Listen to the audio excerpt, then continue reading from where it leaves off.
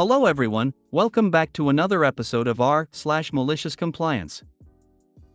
In today's episode, can't you just unload around me? Popped my MC cherry. Here's your pizza with everything. Accounting wants pictures of itemized receipts to verify expenses. I got you fam. Before we get started, make sure to subscribe so you will never miss a video. So let's get started. Can't you just unload around me? So this happened earlier today and was too perfect to not share with you guys. I work in construction as the foreman for a new house build. The location is kinda strange. The house is 250 feet up a hill via a footpath only. All of our materials have to come up this footpath by hand. It's a pain in the ass to manually carry, quite literally, an entire house up this hill. One of our saving graces is having the 2 parking spots on the street at the bottom of this hill marked with official no parking signs. Unfortunately, there is an elementary school about half a block away, and the parents of children seem to regularly, at least twice a day, think it's okay to park in our spots. Now I consider myself a reasonable person, so if someone is parked in the spots and we don't have a delivery or a need to park a truck, I will let it go. If we need the spots and there's someone parked there, however, I will ask them to move nicely, and most of the time they do so immediately. Until today. I get a phone call from the lumber delivery truck that is en route to our location. He says he'll be there in about 2 or 3 minutes. I let him know I will meet him at the street and make sure he has space to park.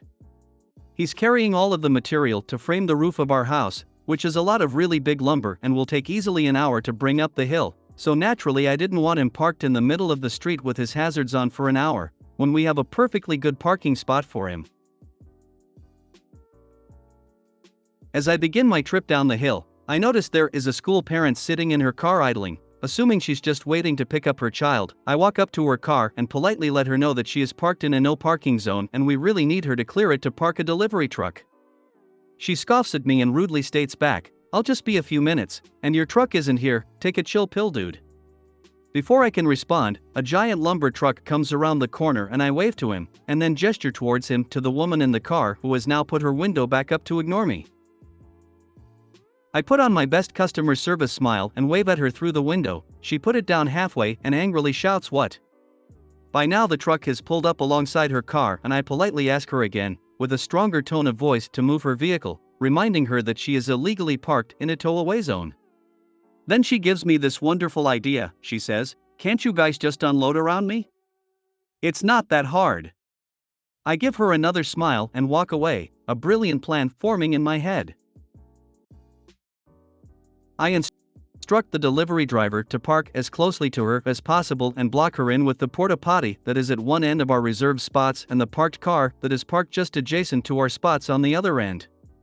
He smiles because he immediately gets what I'm trying to do, and proceeds to expertly block this lady and her car into a little 2 parking spot jail. We unstrap the lumber and my guys begin humping material up the hill. Meanwhile I call the police parking enforcement to let them know the situation. At this point in time I wasn't trying to get her in trouble, I just wanted a record of why we were blocking part of the street so we don't get in trouble with the city. The very friendly traffic officer lets me know that she can be there in about 30 minutes and deal with the situation for me. Wonderful. As we continue to unload lumber, the child of the parent shows up, and wouldn't you know it, mom is just now realizing that the lumber truck is parked so close she can't get out of her driver door to meet her kid. She awkwardly clambers across the inside of her car and stumbles out the passenger door, shooting glaring looks at me and the truck driver in the process. She loads her kid into the back and then begins to realize that she has no way of leaving. She comes storming up to myself and the driver and states, "I'm in a big hurry, you need to move your truck right now so I can go." Before I can respond, the driver gets a grin on his face and says, "Ma'am, in order to unload the lumber on the truck we had to unstrap it, and per our company policy I'm not allowed to move the truck with any unsecured load on it. Sorry." This sends her into near aneurysm levels of blood pressure. Meanwhile I can barely contain my laughter. F***ck your policy, I have somewhere to be. She barks back at him. At this point, with impeccably convenient timing, the parking enforcement officer shows up and parks behind the truck. She doesn't see the officer arrive, and while the officer is still getting out of her vehicle, I just casually say, "Can't you just pull out around it? It's not that hard." With the biggest shit-eating grin I've ever had, I watch as she realizes that I just used her line on her. She yells and storms back to her car and angrily clambers back in through the passenger door and into the driver's seat. At this point, the officer is walking up to myself and the driver. Before she can even introduce herself, the mom in the car slams it into reverse and stomps on the gas, crashing into our porta potty and knocking it over, and then throws the car into drive and tries to mount the curb and drive on the sidewalk. The officer, driver, and I are staring in disbelief as she gets halfway over the curb and gets stuck. I can hear her screaming obscenities over the idling truck from inside her car. The officer promptly walks up to the door of the car and orders her out. My favorite part of the entire thing is watching her face go to shock as she realized she just did all of that in front of a police officer. She gets slapped in cuffs as the parking officer calls for a second unit, and she is promptly sat on the very curb she tried to drive over. She sits on the curb yelling to the now two officers about how we told her she could stay there and that we never asked her to move. The traffic officer responds that she was the one who was originally called when she first refused to move and that she already knows what's going on. While myself and the driver are giving a report to the second officer, my guys finish moving the remainder of the lumber and the driver finishes his statement and takes off to go back to the yard. By the end of the ordeal, she was arrested, charged with child endangerment. Her kid was in the back of the car the whole time, reckless driving, destruction of property, the porta potty, and driving on a suspended license. On top of all that, she also got her car towed. The kid went home with his grandma and she went to spend some quality time in a cell. I never expected her to actually heed my advice to just pull out around it. But I think next time she'll probably think twice about parking in a tow-away zone if she ever gets a license again.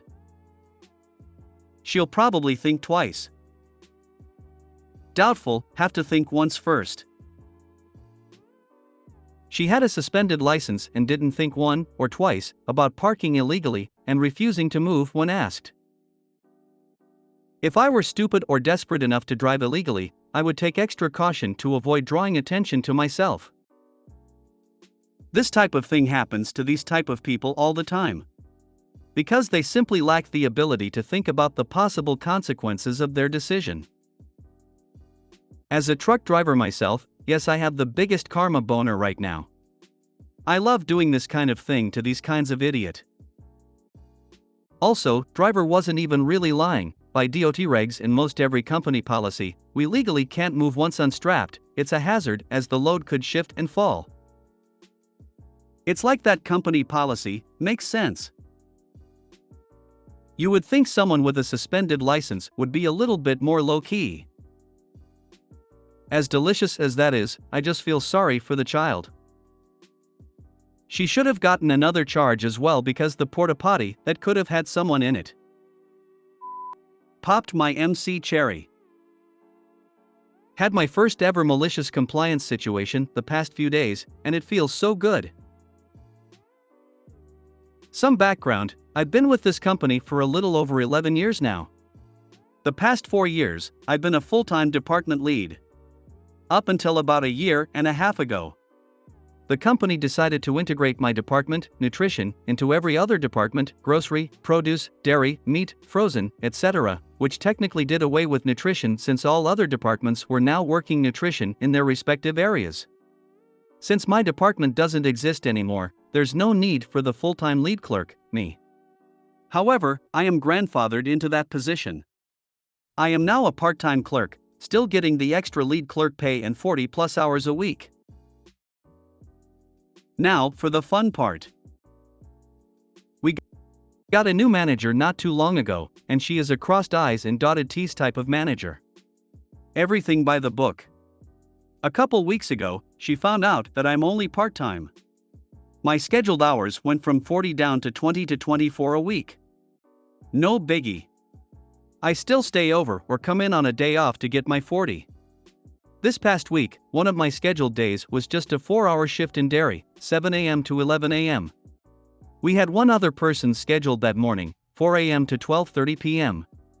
Our delivery was running late AF that day, so manager lady pulled the other dairy person to help pick a few online orders since they were behind. Delivery finally arrives at around 10:40 a.m. No biggie. I stayed over for an hour to help my coworker get our truck stocked. 12:15 p.m. rolls around, and manager lady yet again pulls my coworker out of the department to collect shopping carts from the parking lot. So, I leave. Today, also a 7 a.m. to 11 a.m. shift, this conversation happens around 10:30. ML, what in the world happened yesterday? Me, that's a broad question. In terms of what? ML, why did you leave with the eggs and milks almost completely empty?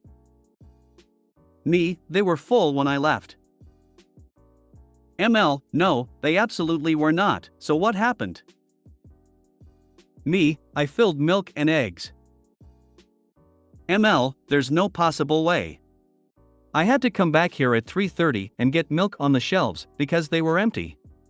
There's no way we sold that many gallons and half gallons within 30 minutes of you leaving.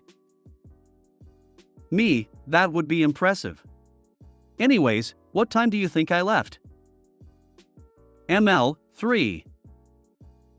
Me, nope, 12. ML, you didn't even stay for your full shift? That is unacceptable. You need to be here when you're scheduled. When I get back from lunch at 11:15, meet me upstairs so we can further discuss your behavior. Me, okay. 11 a.m. rolls around, and I leave. 30 minutes later, she calls me raising absolute hell. When she was done ranting, my reply was, "You wrote out and posted the schedule. You also said that I need to be there only when I'm scheduled, so I apologize for staying an hour over yesterday." She hung up on me instantly. Pretty sure I smiled the entire drive home after that. I must say it felt quite nice. Kudos. Being paid for every hour worked, check. Bonus for retaining lead perk. Working your 40 to get benefits, check. Bonus, dealing with being jerked around by schedule. Following the boss's orders, check. Pissing off the PITA boss, check. Triumphant MC leads to extra pay/perks, nope, but that's quite rare. Yep, you hit most of the hourly labor MC ticks. Looks like the PITA boss forgot that cutting full-time hours down to part-time hours meant they were cutting full-time productivity down to part-time productivity. Why does management waltz in and stuff up a well-organized routine? I've seen it a few times. Last place I worked at, we lost upwards of 30 full-time/part-time staff. Apparently, she's on the chopping block. This is her 6th store since the 2021 year-end holidays. I guess she's going gung-ho by the book in an attempt to look better for her higher-ups. Demand an apology. You were reprimanded for doing what you were told to do. If none, go above her head. Screw her. Here's your pizza with everything. When I was in college, a long time ago, I worked at a national pizza chain. Mostly I delivered, but I got some extra benefits for running 1 or 2 shifts a week as a manager. The following happened when a customer came in bitching about not enough toppings on the company's version of a deluxe pizza. So for a bit of context, when a customer asks for a pizza with everything, most pizza places will default to their version of the deluxe pizza. These pizzas usually have 5 to 8 toppings, ours had 7, but they are not full portion toppings, and are typically the equivalent of a 3 or 4 topping pizza. This is actually because they taste better that way, and customers are not charged for a 7 topping pizza or anything. So I am managing a shift when I hear a customer absolutely berating one of the clerks up front. I intercede and he proceeds to yell at me because he ordered a pizza a couple of weeks ago and barely got anything on it. I explained the portions and why we do them, etc., but he just got more irate. So I said, "Sure, I will make you a pizza with full toppings of everything on it, but it is going to cost a fortune, taste terrible, and probably still be cold. So we entered it into the system and the total comes up to be like $60 or more, a lot at that time. He is obviously a little shocked, but pays it. The pizza was like 3-inch tall, we couldn't even cut it with the wheel cutter and had to find a rocker cutter for it. It is ice cold in the middle because the ovens were not designed to penetrate that much stuff and there is no way to cook the center without burning the top and bottom. All the cheese that was on top just slides into the cut when we are cutting it. It is just a train wreck of a pizza. You could barely even get it in the box. So I take it up front and hand it to the guy, who obviously spent the entire time thinking how he could get his $60 back, so he opens it and sticks his finger in the middle and says it's that the meat is uncooked and he wants his money back. I explained that all our meats were pre-cooked and safe to eat from frozen, so he couldn't have a refund for something I warned him about. He argued for about 5 more minutes and threatened all sorts of things, but I just didn't care. In the end, he headed out with his pizza that most likely went straight into the trash. Not everything is better with more. I try to keep my pizzas to 3 toppings at most. I probably belong on pizza crime. When I get one, which is rare, I get pesto, cheese, and the tomato, and if they have fresh basil, after it's cooked. No red sauce. Sometimes I may get half with pepperoni or pepperoncinis.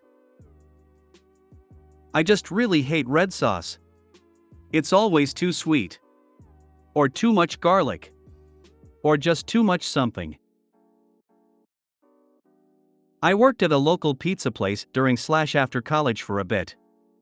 I mostly did delivery and dishes, but once they pulled me to train me on the lines in case they ever needed help prepping before buffet/rush times. And the one thing the owner told me that really stuck was to never pile everything on a pizza because it won't cook right. In fact, we generally limited toppings to about 5 to prevent this very thing. They ended up just hiring some more line cooks, so I never really had to help out other than prepping cinnamon rolls for the buffet sometimes, but I still remember that to this day. I worked pizza is college, the 90s, would get the I want a pizza with everything attempt pretty frequently. We were boutique so we had over 25 toppings. A 18-inch pizza with all toppings added came in over $248. For some reason no one ever ordered one. That's why I really enjoy mod pizza. I can ask for a ton of ingredients, but they put it on proportionally. I get to taste the different items, but not have a train wreck of a pizza. I was on expenses and went with the recommended local all-meat favorite. It was over $40 messy clump of soggy pizza and falls apart just looking at it. That was the last time I would ask for recommendation at a pizza joint. During lockdown, hubby and I really wanted a pizza, but our supermarket wasn't selling the fresh make-your-own style. They were, however, selling all the ingredients in portion packs, so we grabbed our usual topping selections and made them at home. It was a total disaster because, like your customer, we put far too much on so the oven couldn't cook the middle without burning the outside. Lesson learned for next time. Accounting wants pictures of itemized receipts to verify expenses. I got you, fam. At my old job, I was there for 14 years. We transitioned through the times as technology progressed. Started off having to turn in the original receipts with expense reports, then we could scan them into a PDF and email them in, and towards the end of my time there they used an app that categorized everything. It made a spreadsheet/CSV file that accounting could use to copy and paste the data, and the app put the receipt pictures into a PDF file and numbered them for easy access. Note: you could make the receipt 1/4 page so the small receipts, gas, food etc., wouldn't be blown up to a full page, and hotel and rental car receipts could be selected as full page so they could be easily read. This worked real well. That was until Betty the accountant complained to our supervisor and said we needed to show itemized receipts to verify that our department wasn't exceeding the meal expense guidelines. They allowed, I think it was $55/day for meals when traveling, $10 breakfast, $20 lunch and $25 dinner, and if you had dinner, they would allow up to 2 alcoholic beverages. Some employees would buy more and not submit the itemized receipt to try to get around that. Some would eat breakfast at the hotel for free, then eat a cheap lunch, then pile on the food and drinks at dinner. Accounting hated that. The region I worked in was typically rural areas, a lot of gas station meals, mom and pop diners, and all-you-can-eat buffets. Some gave handwritten receipts, some only gave the CC receipt with the total. After explaining this to Betty, she insisted that I request an itemized receipt or I wouldn't get reimbursed. I asked, some restaurants helped me out and scribbled something on a receipt pad, while others said, sorry, this is all we have. So after I had a week of denied expenses, I decided that next time a restaurant didn't give me an itemized receipt, I would take a picture of my food, multiple pictures of each plate at a buffet, along with pics of dessert, pizza, Chinese food, Waffle House, you name it. I sent pictures of it, along with the plain receipt. I selected full page for each plate photo. I made sure to only eat at places that I knew didn't offer itemized receipts that week. Then sent my expenses in the following week and waited. I got a call from my supervisor laughing, and he said, I appreciate your effort, I understand your gripe, but please don't send in your expense report with 20+ pictures of what you ate. I've talked with accounting and they now agree that if an itemized receipt isn't available, a normal receipt is okay. No more food pictures, okay? As he was laughing. Oh, and they are going to reimburse you for the last week that was denied. I proved my point and got them to back off of a ridiculous rule. Good thing they did, because step 2 is sending them videos of you eating the food. You know how hard it is to put a video to a PDF? I'd have to make a flip book out of it to show the chewing action. Stupid thing is that the only thing that really matters is that you stay under $55 per day. Doesn't impact them in any way how you spend/divvy it up. My work just gives you the $55. Whether you eat nothing and pocket the money or buy $100 of food is your business. When traveling to one city, I often ate at a Chinese restaurant where the itemized receipt was written in Mandarin. Accounting was not amused, but they couldn't deny it. The amounts for each item were next to the Mandarin description. TBH, if I was in your accounting department, I'd probably prefer your receipts. It's not like I need to know what you ate, just how much I'm paying you for it. We had guys using vending machines, so there's no receipts. They stapled the wrappers with the pictures of vending machine with the price list. Our non-receipt allowance was a bit lower than the receipt amount, but they did have to fudge pack the non-receipt too, so we went max on the receipt amount, keeping the crazies happy. Serious question, as I have not had to submit anything to accounting. Why would accounting get upset if a worker used the bulk of their per diem on one meal instead of dividing it up between meals? Does it cause more work on their part? If you made it to the end of the video, thanks for watching. Don't forget to like, subscribe and share, and we will see you in the next video.